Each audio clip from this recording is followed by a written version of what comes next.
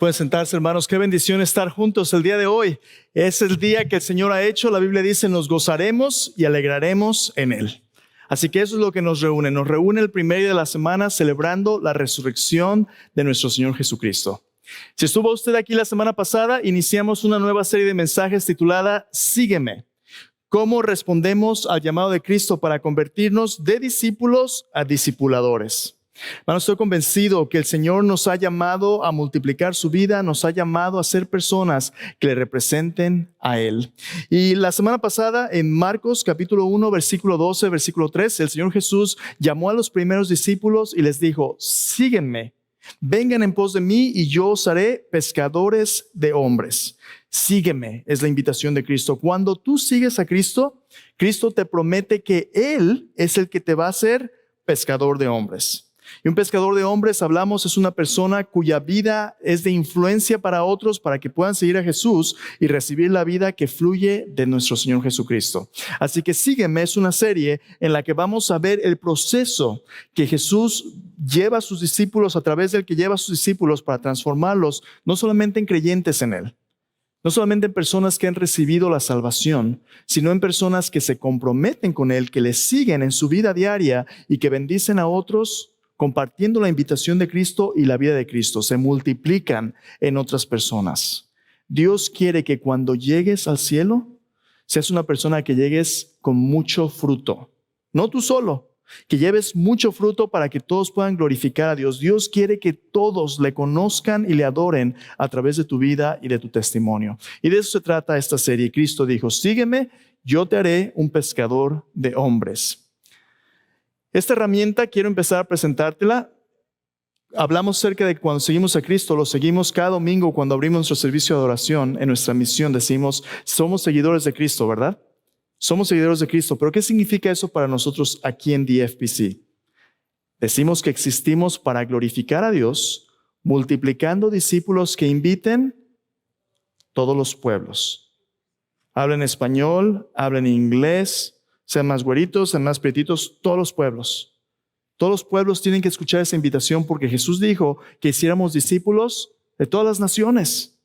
Dice, todos los pueblos existimos para glorificar a Dios, multiplicando discípulos que inviten a todos los pueblos a unirse a Jesucristo en un viaje de por vida que transforma vidas y da vida. Este viaje es un desarrollo, un proceso de desarrollo de discípulos. Va a durar toda la vida, va a cambiar nuestra vida y el resultado es que nos permite compartir la vida de Cristo con otros. ¿Cómo le vamos a hacer? Bueno, esta pequeña herramienta que es el tablero de su viaje es lo que le va a permitir a usted autoevaluarse a sí mismo en su salud espiritual. Próxima semana se lo voy a dar para que usted lo tenga impreso y para que usted pueda empezar a darle seguimiento, pero quiero presentárselo hoy para que usted empiece a pensar en esos términos. Déjame compartirle algo que me pasó el otro día. Mi esposa y yo, cuando andábamos de viaje, de vacaciones, íbamos de viaje y cuando usted se prepara para un viaje, pues tiene que hacer ciertos preparativos, ¿no? Se empaca, pone sus maletas, pone las cosas que va a necesitar en su viaje, pero también prepara su automóvil.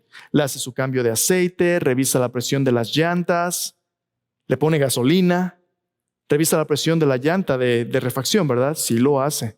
Porque qué bueno va a ser que usted ocupe la llanta y no tenga aire. Entonces hace ciertas cosas para prepararse. Se sube a su carro y el día del viaje se pone su cinturón de seguridad y ahí va. Y mientras usted va, pone atención a su tablero, ¿no? ¿Qué le va a decir el tablero?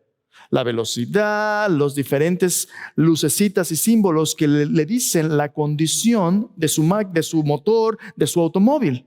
Bueno, íbamos manejando y de repente escucho este sonido. Bim, bim, bim. ¿Qué está pasando? Y usted ve las luces de su tablero. Gracias a Dios, la luz que prendió era una luz que decía que le faltaba el fluido, el líquido del limpiabrisas, del parabrisas. Dije, ¿cómo que le falta? Me paré, lo revisé. No, pues estaba lleno, yo lo llené antes de irme. Entonces, ¿qué está pasando? Hay un problema con el sensor. Bueno, el sensor no tan grave, ¿verdad? Si eso es todo el problema, usted puede manejar, ir y venir, no hay problema, lo puede checar después. En este caso, esa luz no era tan importante. Pero ¿qué pasa? Si usted alguna vez le prende la lucecita amarilla o roja que dice Check Engine Light, ¿qué pasa? ¿Qué pasa si usted lo ignora? No, así manéjale, que al cabo es que no hay problema. Este check engine light, ¿verdad? ¿Sabe qué le va a pasar a su carro? Su carro a lo mejor va a ir bien por un tiempo, pero poco a poquito su carro va a empezar a tener problemas, ¿verdad? Cuando no quiere arrancar, o cuando usted va manejando y se empieza a jalonear de repente. ¿O le ha pasado que de repente va manejando y su carro se apaga? Yo tenía un Toyota Corolla que estaba ya viejito y en el 75, cuando me subió al 75 allá por Plano, pues 75 va uno pero rápido, ¿verdad? A veces cuando iba manejando el 75, 60, 70 millas por hora, no tan rápido, ¿verdad? 60, 70, iba manejando y mi carro se apagaba en medio freeway. Y lo que tenía que hacer es ponerlo en neutral, prenderlo otra vez y luego drive y seguir adelante. Y así me la aventé por un tiempo. No le recomiendo que usted haga eso. Cuando le aparece la luz Check Engine Light, esa luz es importante, llévelo a su mecánico, por lo menos en un AutoZone, ¿verdad? Que le digan cuáles son los códigos y qué problemas puede tener. Pero esas luces han sido puestas ahí porque el diseñador del automóvil quiere que usted sepa que hay ciertos marcadores, ciertas señales importantes que describen la salud de su vehículo. Lo mismo sucede cuando usted va al doctor. Si usted cambia de un doctor a otro doctor, cuando va con el nuevo doctor, ¿qué es lo primero que el doctor le dice? Lléneme estas formas que son su historial médico, ¿no? ¿Y qué le pregunta en su historial médico? ¿Te has enfermado de esto? ¿Has tenido alguna cirugía? ¿Tienes problemas en tu familia de hipertensión, diabetes? Montón de preguntas. ¿Por qué? Porque el médico quiere saber en qué condición de salud te encuentras y qué posibles problemas puedes tener o has tenido. Es parte de tu salud física. Espiritualmente, hay ciertas marcas que distinguen a un discípulo de Cristo del mundo y que Cristo caminó a sus discípulos una por una para que ellos supieran qué salud espiritual tenían ellos. Y es precisamente de lo que vamos a hablar en las siguientes semanas. Al principio del año, en enero, el Señor me dio el privilegio de enseñar una clase en el doctorado del ministerio, en el seminario, con un profesor, ayudar a enseñar con otro profesor que es un experto en la materia de discipulado. Y este hermano, el doctor Mark Bailey, ha escrito un libro llamado To Follow Him, Seguir a Cristo. Y este libro es una presentación del proceso que Jesús utilizó con sus discípulos para que ellos se convirtieran en discípulos y luego discipuladores. Y el doctor Bailey habla acerca de 7 marcas en el desarrollo espiritual de los discípulos de Cristo que transformó su vida. Esas marcas son parte de lo que quiero compartir con usted en esta serie de mensajes. Pero lo que me encanta es que son precisamente el proceso en los evangelios de Jesús con sus discípulos. El día de hoy vamos a ver la primer marca de discipulado. Entonces, si usted se acuerda de la semana pasada, hablamos del llamado de Cristo. Venid en pos de mí, yo os haré pescadores de hombres, en Marcos 1:17. Ahí en Marcos capítulo 3, si usted recuerda, Jesús, después de orar, viene a buscar a aquellos que van a salir de la multitud. Y dice Jesús que Él estableció a 12 con 3 propósitos. El primer propósito dice, para que estuviesen con Él. Luego, para enviarlos a predicar y que tuvieran autoridad para echar fuera demonios. 3 cosas. Note que la primera de ellas dice, para que estuviesen con Él. La primer área de crecimiento de un discípulo es el área de su comunión con Cristo. Cuando tú te arrepientes de tus pecados y pones tu fe en Jesús, Dios te invita a su presencia misma para que tú puedas ser un adorador de Dios. Dios te da acceso a su presencia. Eso la Biblia llama comunión. Uno de los grandes regalos de la salvación es que tenemos comunión con Dios por medio de nuestro Señor Jesucristo. Tú puedes acercarte a Dios. Tú tienes acceso delante del trono de su gracia. La comunión es la esfera donde Dios te da su vida misma. Comunión es la primera área y los primeros mensajes que tú tienes que asegurarte que tienes, porque si no, a lo mejor tú no eres un seguidor de Jesús. Vamos a hablar de ello conforme vayamos. Comunión es el primero, pero Jesús dice, vengan en pos de mí, yo os haré pescadores de hombres. Dice, los estableció para que estuviesen con Él y luego para enviarlos a predicar. Cuando tú estás con Jesús, Jesús te da su palabra. Te nutre con su palabra, te crece con su palabra, te transforma con su palabra, pero te la da también para compartirla con otros. Sabe que cada vez que tú oyes la palabra de Dios y aprendes de Dios, Dios te la da para bendecirte a ti, pero para que tú también seas de bendición a otros. Poco a poquito, conforme madures y conforme crezcas, Cristo te va a enviar a hablarles a otros de lo que Él ha hecho por ti. Tú vas a ser influencia para la vida de otros, así como alguien compartió contigo. Pero Señor, yo a veces no sé ni hablar, ¿cómo le voy a hacer? Bueno, entre tu comunión y tu comisión, cuando Él te envíe, hay un proceso de transformación de nuestras vidas que depende de nuestro compromiso. Ahí en Marcos 3 dice que los estableció para que estuviesen con Él, para enviarlos a predicar, y dice algo más, dice, les dio autoridad para echar fuera demonios. Autoridad es el derecho de tener acceso al poder de Dios para la transformación de nuestras vidas y de las vidas de otros. Dios te ha dado autoridad, dice ahí, para echar fuera demonios, así como lo hizo con sus discípulos a través de su iglesia. La iglesia es la presencia del reino de Dios en este mundo. La iglesia es un embajador del reino de Dios, destruyendo las obras del diablo. De hecho, en 1 de Juan, el apóstol Juan dice, para esto apareció el Hijo de Dios, para deshacer las obras del diablo. Cuando tú compartes el evangelio y la palabra de Dios con alguien, tú compartes el poder de Dios para liberarnos de la esclavitud espiritual del diablo. Así como los apóstoles eran aquellos que estaban incursionando en el reino de las tinieblas para traer la luz de Dios, Dios te está transformando para que tú seas luz en un lugar oscuro. ¿Pero qué va a requerir eso? Tu compromiso. Entonces, estas tres áreas, comunión, compromiso y comisión, son el proceso de madurez de los discípulos y discipuladores. Y cada una de ellas tiene ciertos aspectos importantes que te van a ayudar a ti a ver cómo estás creciendo en Cristo. 7 aspectos, 7 marcas, 7 luces, si tú quieres, en tu tablero que te van a decir cuál es su salud espiritual en el cuerpo de Cristo. Primero de ellos que vamos a hablar hoy es este de aquí, que tiene estos pequeños espacios como si fuera uno de esos marcadores de millas, ¿no? ¿Cómo se llama? Se me acaba de olvidar. ¿Cronógrafo o cronómetro? ¿Quién sabe, verdad? Pero es el que te dice las millas que tiene. Este de aquí lo vamos a usar más tarde, pero es el primero del que vamos a hablar. ¿Cuál es la primera marca del discípulo? La primera marca del discípulo es esta, en Lucas 14, 25 al 33. La primera marca del discípulo en comunión, o la primera señal del discípulo, es que los discípulos de Cristo tienen una relación con Dios a través de Cristo que es un pacto con Dios. ¿Qué significa eso? Un discípulo de Cristo hace de su relación con Cristo la prioridad número 1 de su vida. La prioridad número 1 de su vida. ¿Qué es un pacto? Un pacto es una promesa solemne y una promesa legal. Una promesa que tiene implicaciones legales, como cuando te casas.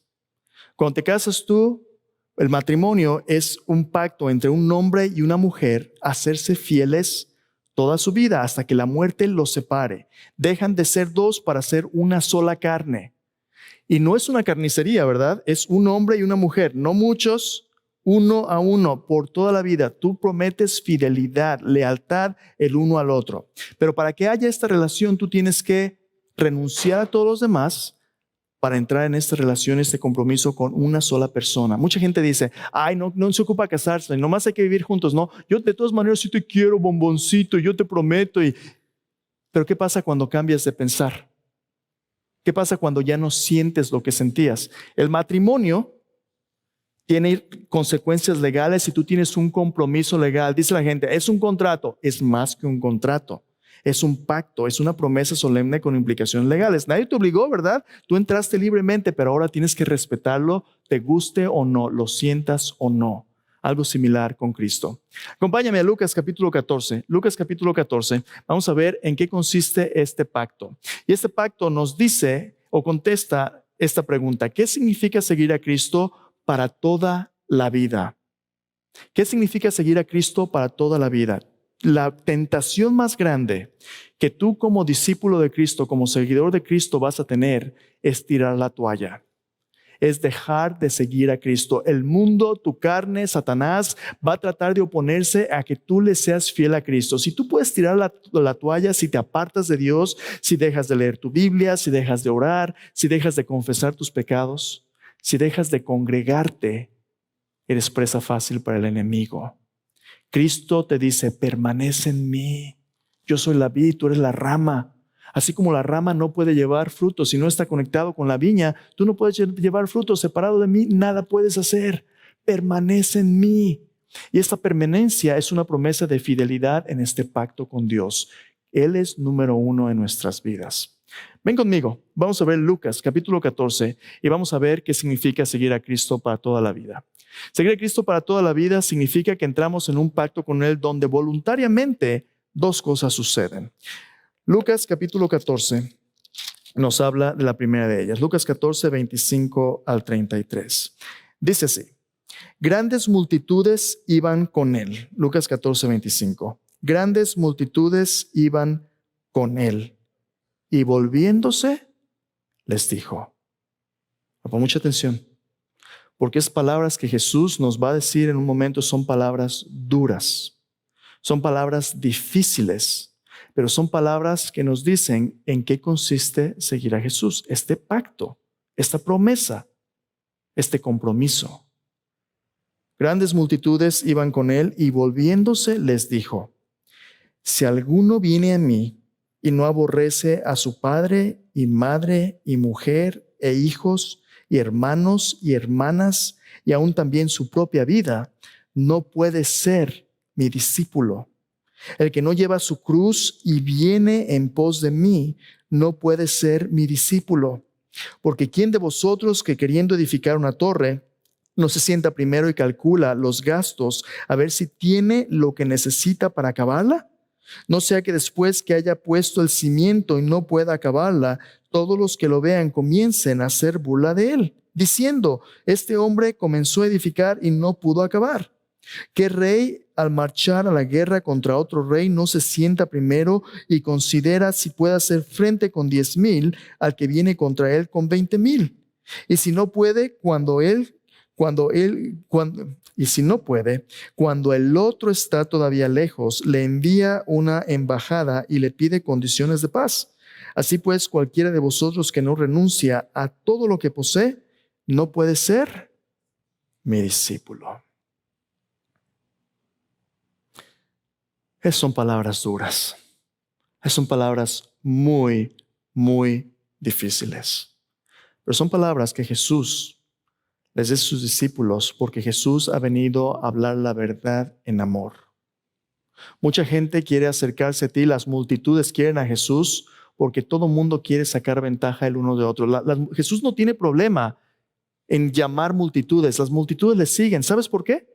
Porque como hablamos la semana pasada, las multitudes quieren pan y circo.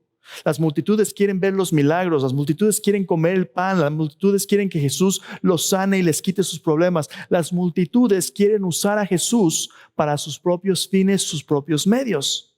Porque Jesús viene a un mundo en gran necesidad y Jesús viene a proveer, pero viene a proveer mucho más que lo que nosotros queremos. Jesús viene a proveer lo que necesitamos y lo que más necesitamos es una relación personal con Dios, aunque a veces no nos demos cuenta. Más importante que nuestras finanzas, más importante que nuestra salud, es la condición eterna de nuestra alma. Y Jesús viene a rescatarnos del pecado y las multitudes vienen para sacar lo que pueden sacar de Jesús. Y Jesús, sabiéndolo, como hablamos la semana pasada, así como hizo con sus primeros apóstoles, Jesús mira a la multitud y los desafía y les dice: si ustedes me van a seguir por las razones correctas. No me van a seguir simplemente por lo que sacan de mí, me van a seguir porque yo he venido a salvarlos. Yo he venido a rescatarlos de más de lo que ustedes se imaginan. Pero para que esto pueda suceder, Dios tiene que confrontarnos. ¿Tiene que confrontarnos con qué? Dios tiene que confrontarnos con nuestros ídolos. Lo primero que Jesús nos va a pedir es que para seguirle como sus discípulos, para seguirle como creyentes verdaderos, tenemos que rendir nuestros ídolos. Y déjame decirte lo siguiente: hay un amor que Dios odia. Un amor que Dios odia, pastor, ¿qué es eso? Hay un amor que Dios odia. Es el amor que pone a la criatura más importante que el Creador. Cuando tú y yo no tenemos una relación personal con Dios, o incluso a veces cuando tenemos una relación personal con Dios, pero cuando nos empezamos a alejar de Dios, todas las cosas buenas que Dios ha creado a nuestro alrededor tienen el potencial de convertirse en ídolos.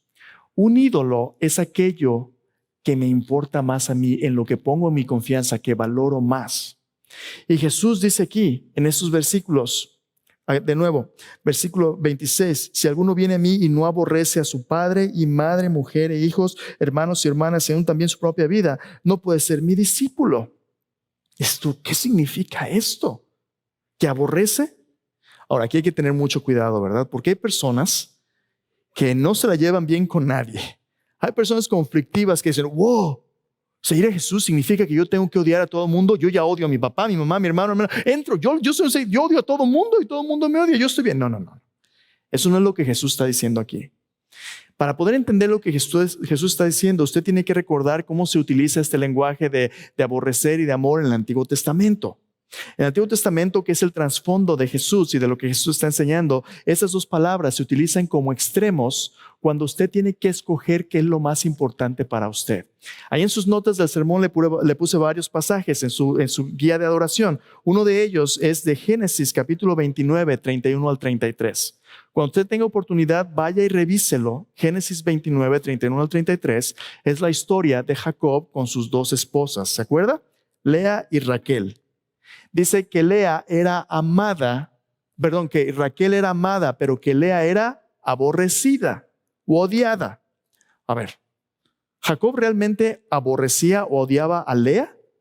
Pues tuvo un montón de chiquillos con ella, ¿verdad? No la ha de aborrecer tanto. Era su esposa, algo tenía que haber habido allí porque no la aborrecía tanto. ¿Qué significa? Bueno, significa que Jacob, aunque ambas eran sus esposas, tenía una favorita. ¿Quién era la favorita o la preferida o la elegida? Raquel. Y Lea sí la quería, sí era parte de la familia, pero no como Raquel. Había una decisión que tomar. Le puse otro par de pasajes. Un pasaje en Malaquías capítulo 1, versículo 2 al 3. Malaquías 1, 2 al 3 habla acerca de Jacob y de Esaú. Dios está hablando y le dice, yo he amado a Jacob y aborrecí a Esaú. ¿Aborrecí a Dios a Esaú?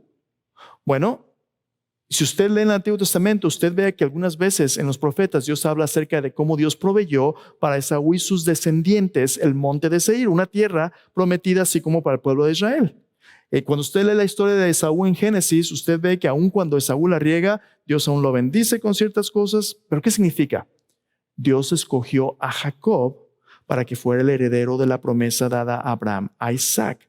No escogió a Esaú. Este lenguaje de odio y de amor, gracias a Dios, el Señor Jesucristo mismo lo clarificó en otro pasaje. Mira lo que dice en Mateo capítulo 10, versículo 26 al 39. Vamos a dejar que la Escritura interprete la Escritura misma. En Mateo capítulo 10, Jesús está hablando del mismo tema de lo que cuesta seguir a Cristo. Mire lo que les dice. Mateo 10, 34 al 38. Dice allí, no penséis, Mateo 10, 34, no penséis que he venido para traer paz a la tierra. No he venido para traer paz, sino que espada. Porque he venido para poner en disensión al hombre contra su padre, a la hija contra su madre y a la nuera contra su suegra. Los enemigos del hombre serán los de su casa. Ahora escuche, versículo 37. El que ama a padre o madre más que a mí, no es digno de mí. El que ama a hijo o a hija más que a mí, no es digno de mí. El que no toma su cruz y sigue en pos de mí, no es digno de mí. ¿Qué quiere decir Jesús cuando dice que tenemos que aborrecer a nuestro padre, madre, esposa, hijos? ¿Qué quiere decir Jesús? Que cuando el seguidor de Cristo, el discípulo de Cristo, tiene que escoger a quién le va a ser leal, las relaciones que él más quiere o nuestro Señor Jesucristo, la respuesta es clara. Cristo. Cristo es supremo. Cristo es por encima de cualquier otra relación y nuestra lealtad a Cristo como seguidores tiene que ser más importante incluso que las relaciones de sangre más cercanas. En la vida de Jesús mismo, en una ocasión, la madre y los hermanos de Jesús vienen a él porque piensan, se ha vuelto loco. Y están allá afuera y Jesús está enseñando a un grupo de gente y le dicen, unas personas le dicen, Jesús, tu madre y tus hermanos están allá afuera y te están buscando. ¿Sabes qué contesta Jesús? Jesús contesta, ¿quién es mi madre? ¿Quiénes son mis hermanos? Les dice, mira alrededor. Los que oyen y hacen la voluntad de mi Padre, la palabra de Dios, son mis hermanos, hermana y madre. Jesús demuestra con su propia vida que su lealtad más importante es a Dios, el Padre, el reino de Dios.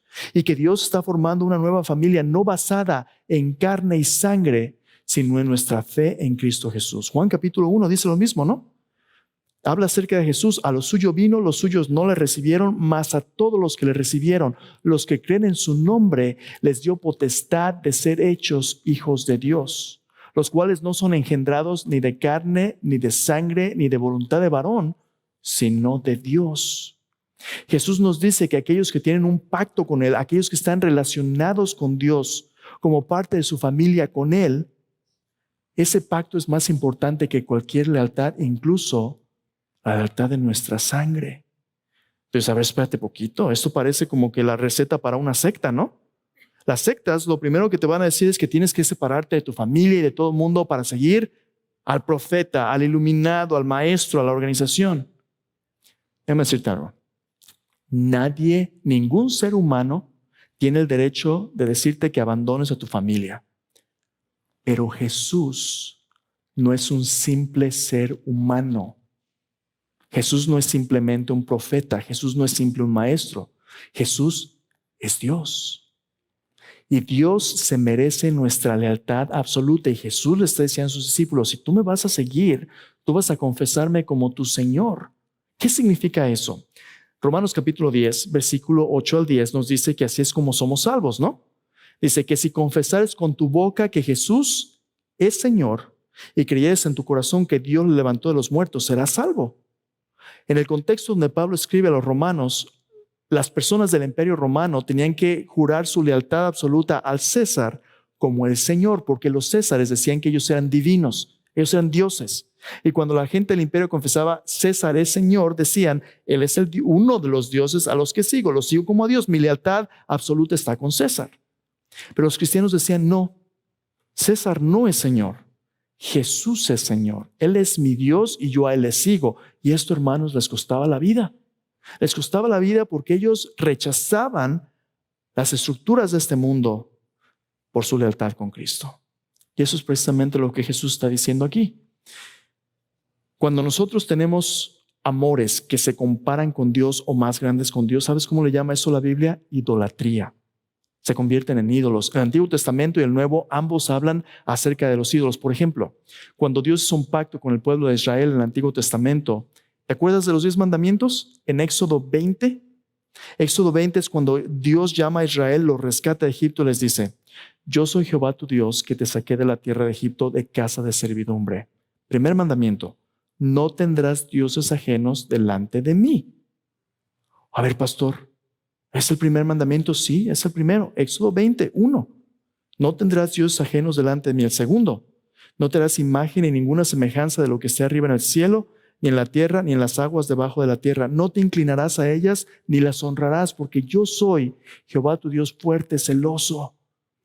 Dios sabe que compartirnos con cualquier otra cosa en nuestra adoración que con Él es idolatría. Dios nos dice que Él quiere ser el único Dios verdadero, así como en el matrimonio. A nadie le gusta que le pongan el cuerno, sí. Por favor, levanta tu mano, sí. No, no te creas, no te creas. A nadie le gusta que le pongan el cuerno. Bueno, Dios sabe que lo que más necesitamos es una relación con Dios donde Él sea el Dios verdadero a quien seguimos. Y Jesús viene y nos dice, si tú me vas a seguir a mí, me vas a seguir de a veras, no nomás por lo que te conviene. Me vas a seguir como tu Señor. Pero para tal cosa tenemos que rendir nuestros ídolos. Dices tú, bueno, yo ya no hago imágenes, así como en el Antiguo Testamento que tenían Baal y todo eso. Yo no hago eso. Pero el Nuevo Testamento nos dice que aún estamos llenos de ídolos. Puse un par de pasajes ahí. Colosenses, por ejemplo. Colosenses capítulo 3, versículo 5. Nos dice que cuando nosotros pecamos, sea robando, sea mintiendo, sea con inmoralidad, sea con avaricia, por ejemplo. La avaricia es idolatría. Cuando tú eres una persona avara, cuando eres una persona codiciosa, cuando el dinero te consume, el dinero se convierte en tu ídolo. Pero tu ídolo también, todas las cosas buenas que Dios ha hecho, todas las criaturas pueden convertirse en un ídolo. Un ídolo puede convertirse en tu trabajo cuando no te da tiempo para nada. Un ídolo puede convertirse en tus pasatiempos, tu entretenimiento. Tu familia puede convertirse en un ídolo. Tu familia puede convertirse en un ídolo. Jesús dijo, no he venido a traer paz sino espada, porque cuando tú te pones tu fe en mí, algunas veces a tu familia esto no le va a gustar. Pero Jesús te dice, confía en mí. Confía en mí porque yo voy a estar contigo hasta el fin. Sígueme, sígueme. pero tú y yo tenemos que rendir nuestros ídolos. Segundo, Jesús te confronta y te dice, ¿vas a seguir como el Señor de tu vida o no? Segundo, Jesús nos va a pedir también que quememos nuestros barcos. ¿Qué significa esto? Hace poco leí una leyenda acerca de cuando Hernán Cortés llegó a la Nueva España, México, ¿verdad? Llegó con su flota de galeones españoles. Hernán Cortés desembarcó en la costa del Golfo y cuando llegó encontró el poderío del imperio azteca, un imperio militar increíble. Este imperio había construido una ciudad con piedras enormes sobre un lago. Riquezas, oro, poder militar, y Hernán Cortés con unos cuantos hombres en unos cuantos galeones era un hombre que tenía un espíritu de conquista más grande que el mundo, pero él sabía que no eran suficientes hombres para conquistar este imperio. No tenía opción, era seguir adelante o volverse atrás a España, y todo el mundo estaba hablando acerca de regresarse. Esto era imposible. Pero ¿sabes qué hizo Hernán Cortés? Dice la leyenda que Hernán Cortés, viendo que sus hombres se iban a desertar, mandó que destruyeran, que quemaran los barcos. Y quemando los barcos ya no había manera de regresar. Hernán Cortés entendía que la conquista de este nuevo mundo, de este imperio, iba a demandar absolutamente todo su compromiso y no había espacio para aquellos que eran de doble ánimo. No puedes tener un lugar en el mundo y otro pie en las cosas de Cristo. Es todo o nada. Hernán Cortés entendía en esta leyenda que para poder conquistar la Nueva España iba a tener que dejar todo esto atrás al costo de su vida misma. Mira lo que Jesús le dice a sus discípulos aquí de nuevo en Mateo capítulo 10. Escucha lo que Jesús les dijo. De hecho, empezando en versículo 26, Juan 10, 26. Dice, así que no los temáis, porque nada hay encubierto que no haya de ser manifestado, ni oculto que no haya de saberse. Lo que os digo en tinieblas, decidlo a la luz, y lo que oís al oído, proclamadlo desde las azoteas. No temáis a los que matan el cuerpo, mas el alma no pueden matar. Temed más bien a aquel que puede destruir el alma y el cuerpo en el infierno. No se venden 2 pajarillos por un cuarto, con todo, ni uno de ellos cae a tierra sin vuestro Padre. Pues aún vuestros cabellos están todos contados. Así que no temáis, más valéis vosotros que muchos pajarillos.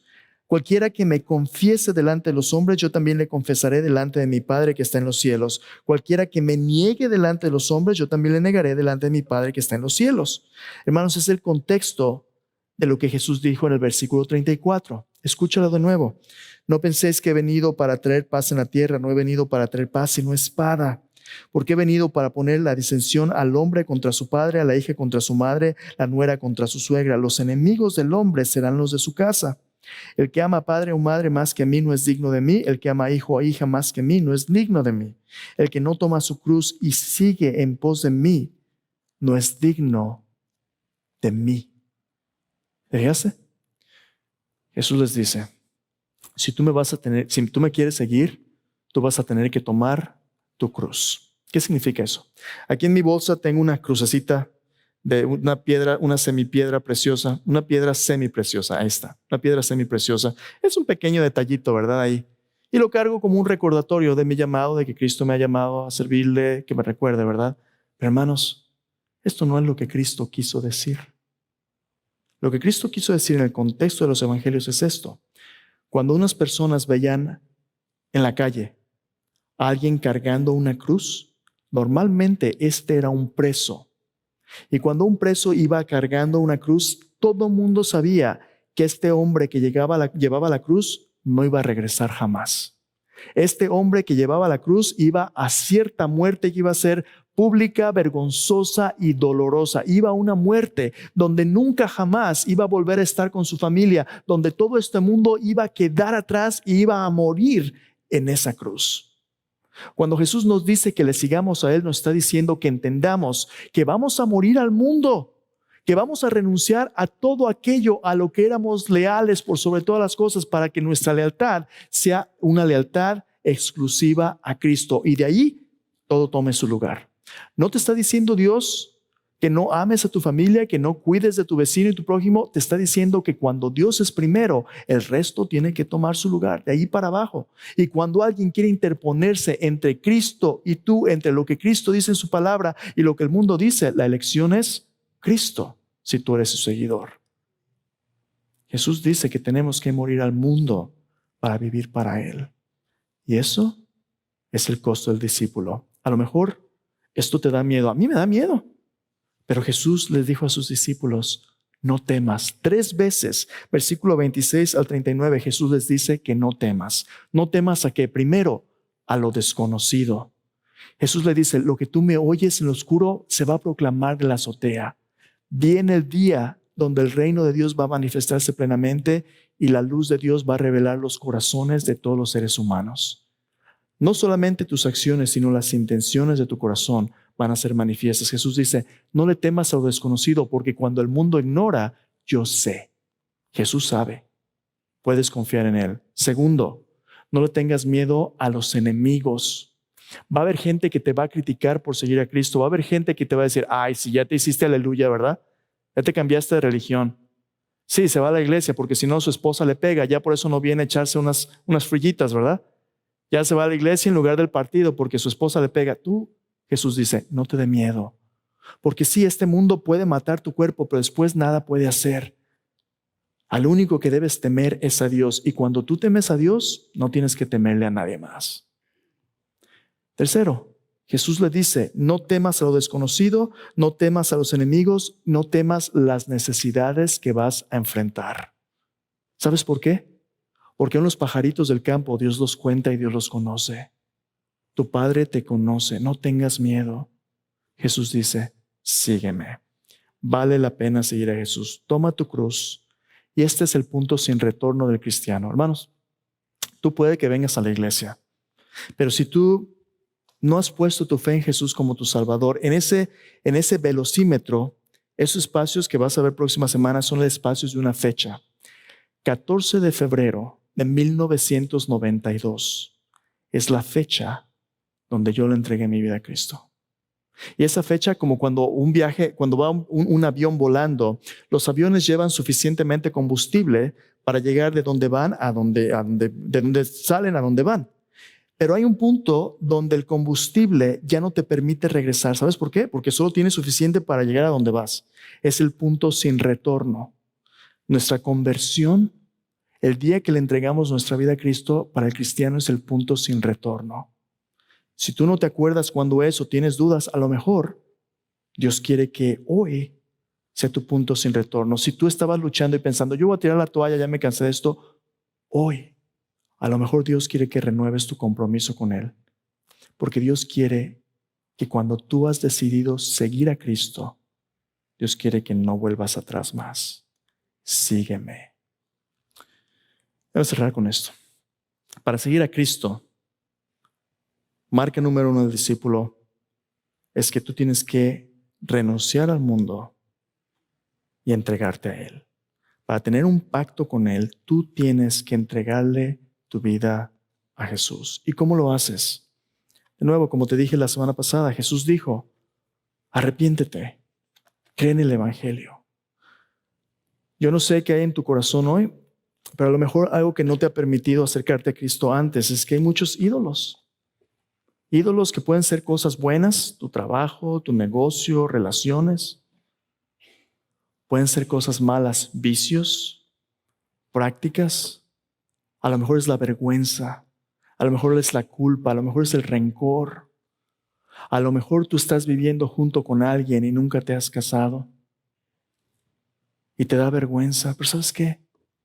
Jesús vino a deshacer las obras del diablo y Jesús vino a traerte libertad. Jesús vino a perdonar tus pecados cada vez que venimos a la cena del Señor. Jesús quiere que sepas que Él está listo a perdonarte y darte lo que necesitas. Dios quiere liberarte de las aflicciones del diablo. Dios quiere liberarte de tus pecados. Dios quiere ser el Señor de tu vida, el amor de tu vida. Pero tú tienes que rendirte a Él. Tú tienes que decirle, Señor, yo voy a cortar al mundo. Ya no voy a coquetear con el mundo. porque realmente quiero comprometerme contigo. Quiero entregarme a ti. Por eso la iglesia es llamada la esposa del Cordero, la novia del Cordero. Somos la gente de la promesa, los prometidos. Un día Jesús va a consumar sus bodas cuando Él regrese por su novia. Pero el llamado al discípulo es que le seamos fieles. Aquí hoy. Y comienza entregando nuestros ídolos y diciendo, Señor, yo no vuelvo atrás. Cierra tus ojos ahí en tu lugar. Vamos a prepararnos para la cena del Señor. Pero antes de prepararnos para la cena del Señor, y vas a ver más de esto conforme vayamos, ahí en las pantallas, vas a ver una pequeña instrucción, 3 cosas que pueden suceder durante ese tiempo al preparar nuestro corazón. A lo mejor Dios quiere que tú ahí en tu lugar simplemente ores y simplemente le digas al Señor, Señor, yo estoy aquí, yo te voy a ser fiel. Nada que hacer más que prepararte para la cena del Señor, confesar tus pecados, adorar al Señor. Pero a lo mejor tú necesitas ayuda para rendir algún ídolo. Tú necesitas ayuda para que Dios te libere de algo que te está afligiendo. Si tú quieres, puedes venir aquí al frente y un servidor, al escuchar esta música y este canto, yo puedo orar por ti. El pastor Roberto va a estar aquí conmigo. Podemos orar por ti para que tú traigas tu carga a Cristo. A lo mejor tú hoy quieres poner tu fe en Jesús como tu Salvador. A lo mejor nunca lo has hecho o sí lo has hecho, pero tienes dudas. Hoy puede ser el día de salvación para ti. Vamos a reflexionar este tiempo. Si tú quieres pasar al frente, ven aquí, vamos a orar por ti. Pero si quieres quedarte en tu lugar, también puedes hacerlo al prepararnos para la cena del Señor. Ora conmigo. Señor, abrimos este tiempo porque tú ya has hablado a través de tu palabra, Señor Jesús. Tú nos has dicho que tú quieres ser, Señor, la prioridad número 1 de nuestra vida. Tú quieres ser el centro de nuestro corazón. Tú quieres ser, Señor, el norte al que apunta nuestra brújula. Tú quieres ser aquel a quien sigamos, Señor. El mundo nos distrae con tantas voces, Señor. A veces incluso los más cercanos a nosotros mismos nos quieren apartar de ti. Pero tú nos has dicho, Señor, que tú eres fiel, que tú no nos vas a dejar o desamparar. Así que, Señor, hoy venimos a ti y nos preparamos para la cena del Señor. Tú conoces mi corazón, conoces mi carne y mis luchas, conoces los ídolos, Señor, con los que yo lucho. Pero hoy, Señor, yo recuerdo el día donde tú me salvaste, me rescataste del mundo y, Señor, desde ese día yo no vuelvo atrás. Señor, este viaje no ha sido fácil, tiene altas y bajas. A veces me aparto, pero, Señor, tú me regresas a tu camino y tú eres fiel. Y, Señor, cada vez que vengo a esta mesa, tú me recuerdas que tienes perdón, abundante perdón, para que yo pueda sentarme a tu mesa sin vergüenza, sin temor. Pido por mis hermanos y hermanas hoy, Señor, que cada uno en sus luchas y en su corazón sepa que si tenemos pecados, Señor, tú eres fiel y justo para perdonarlos cuando confesamos y limpiarnos de toda maldad. Yo te pido que si hay alguien aquí hoy, Señor, que necesita ser libre de las ataduras del diablo, que necesita ser libre de sus pecados, que hoy, Señor, tú pongas en su corazón, ahí en su lugar o pasar al frente, Señor, para que puedan confesar y entregar su corazón y cualquier carga a ti, Señor. Tú dijiste, venid a mí, todos los que estáis trabajados y cargados, y yo os haré descansar. Llevad mi yugo sobre vosotros, aprended de mí, porque soy manso, humilde de corazón, hallaréis descanso para vuestras almas, porque mi yugo es fácil y ligera mi carga.